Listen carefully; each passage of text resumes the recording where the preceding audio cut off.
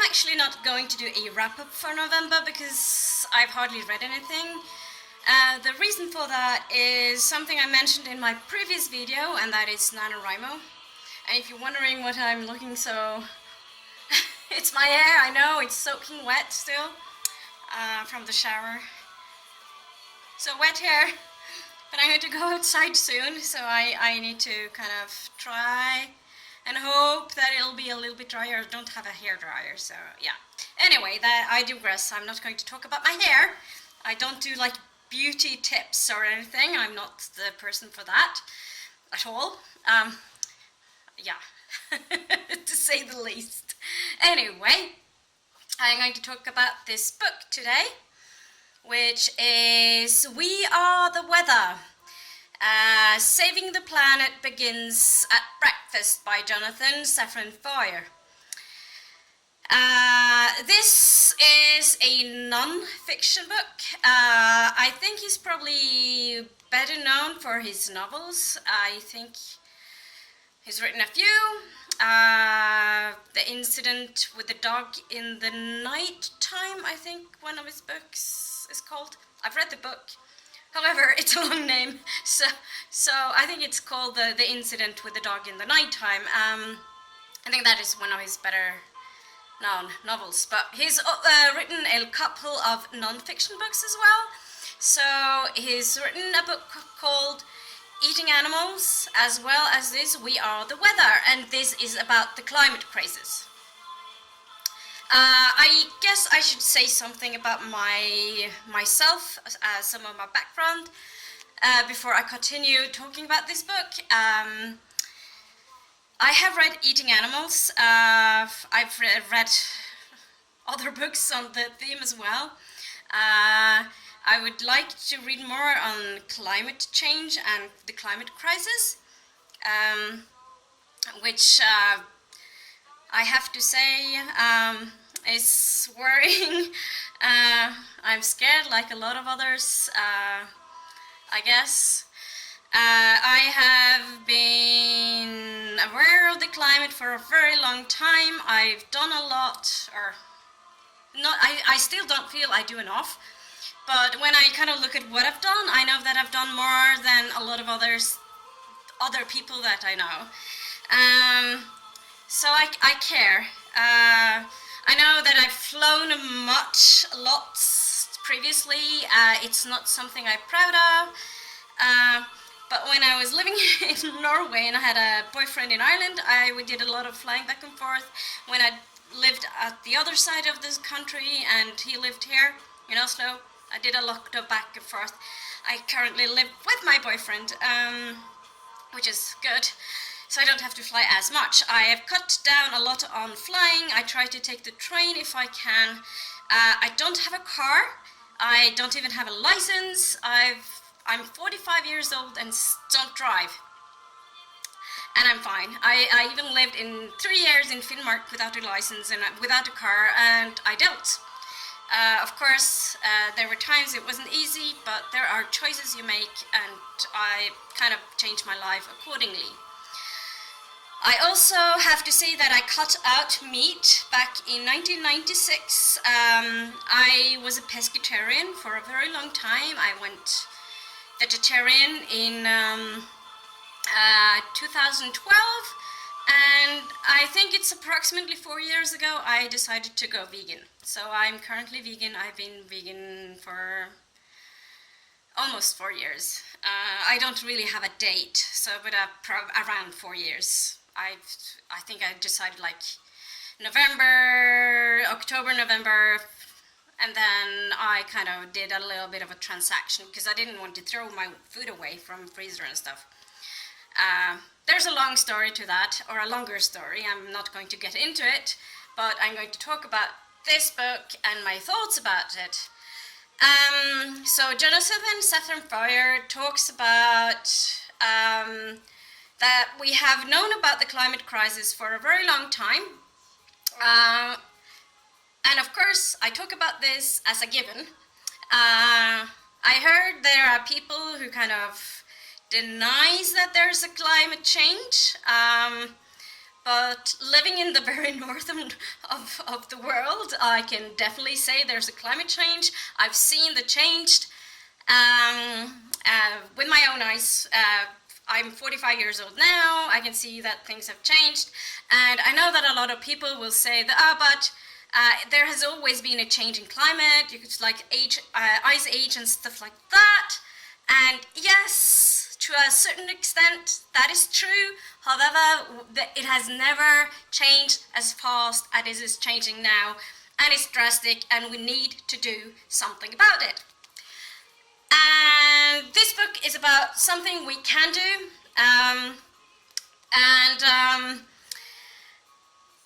I would say it's a very important book. I think it's a very important book to read. I hope a lot of people will read it.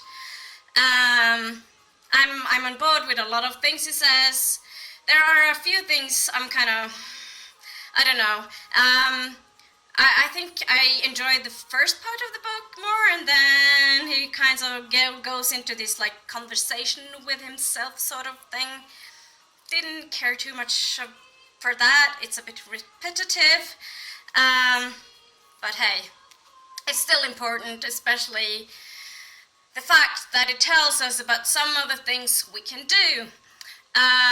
Jonathan Safran Foer, I'm not quite sure. He kind of talks about being vegetarian, but he still eats meat. So is he a vegetarian? I don't know. And he talks about his cravings for meat, especially burgers, and how he kind of gives in to his cravings sometimes. And I find it a bit odd. And I wish the book wasn't by someone who actually gave into their cravings. Well, I can understand about giving into cravings, but I kind of think he lives in New York. If he lives in New York, it should be easy for him to go find like Impossible Burger or Beyond Meat things. I don't know. I'm not the right person to judge these things. For me, going vegan wasn't all that hard. I'd not eaten meat in many years. I didn't go vegan for the planet.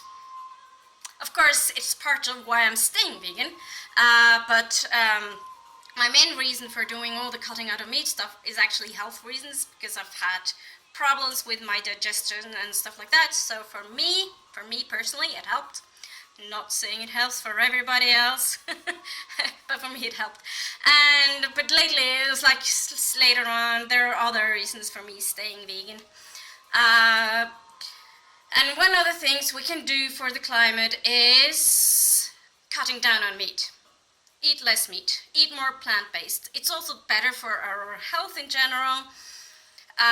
Eating a lot of meat, it's not good for our health. It's not good for the planet, and it's definitely not good for the animals, but that's another story. And like flying less, not use your car as much. Also, he says we should have less children. I don't personally have any children, so it's not, I don't know. As a touchy theme, I think, to ask people to have less kids.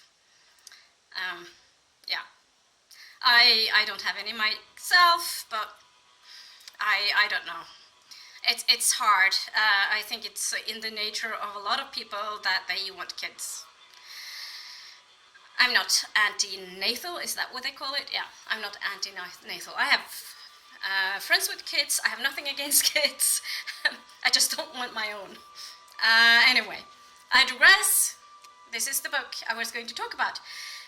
So it's a bit of repetitive at times, and I don't find it particularly well written at times. So the first part is the best part of the book.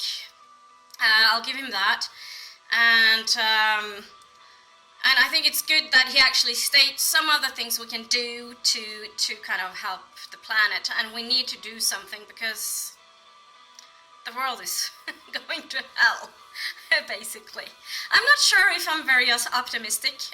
Are you optimistic? I'm not optimistic. I think I have a very divided I'm very divided feelings-wise, because I want to do as much as I can to kind of save the earth. I'm a bit idealistic at times, so I'm kind of thinking, oh yeah, we need to save the planet. And at the same time, I think if we've gone too far, I don't think there's... I know we talk about we can go back. I think the big problem is not what we personally do. Of course, every person has to do their own part, but there's a lot of companies that needs to do their part as well.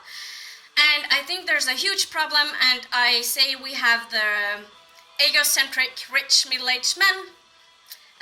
This is the feminist in me, and maybe the socialist in me, who talk about these rich men who doesn't want to have their privileges taken away from them. And of course, I can understand that. You live a privileged, a very comfortable life. Of course, you don't want things to be taken away from you. I can see that. I think it's nice to live comfortably. I have a comfortable life. There's, of course, as I said, there's more things I can do for the environment and for the planet. But yeah, we have these companies, big companies, and the big rich men, rich men, middle-aged white men, privileged one man, who doesn't want to have their privileges taken away. So as long as we have that, I think it's very hard to actually turn. So in that regards, I'm a bit pessimistic. I'm also pessimistic because I see the things that are already happening. It's in Siberia. You have these thunders, and they have started to melt, and they let out these gases that are very, very, very bad for the planet. So yeah, but it's very depressing to talk about these things. I just wanted to kind of bring this book to everybody's attention. We are the weather, so please give it a thought, please read it. I know it's a bit tedious at the end, and I'm sorry for that. Well, I'm not sorry for it, but you know, I know it's tedious. But if you don't read the whole thing, just at least read the first part that kind of talks a little bit about what you can do. It also has an appendix, which talks a little bit about research and a little bit about the things, the facts, the research, the studies. Like this one, appendix. So how much agriculture, animal agriculture, how many climate gases it kind of releases. Talking about this really drains me, I can feel. So I'm going to stop this now. I just wanted to bring this book to your attention. As I said, not horribly well written, and it can be a bit tedious at the end, the last part of the book. But please give it a thought. Please read at least the first part of the book. I borrowed mine from the library. Use your library, also a good thing to do for the earth. Use the library, reuse, borrow things, hire things, buy less stuff, and I think it's Black Weekend, so yeah. I kind of think instead of buying a lot of stuff, make it a shopping-free day. Maybe. Shop less, reuse, recycle, all the things. That's all I want to say. And with this, I end this video. And I hope you managed to get through all my rambling and being a bit pessimistic and negative, which I'm normally not. I'm normally a very positive and optimistic person. So, that's it. Bye!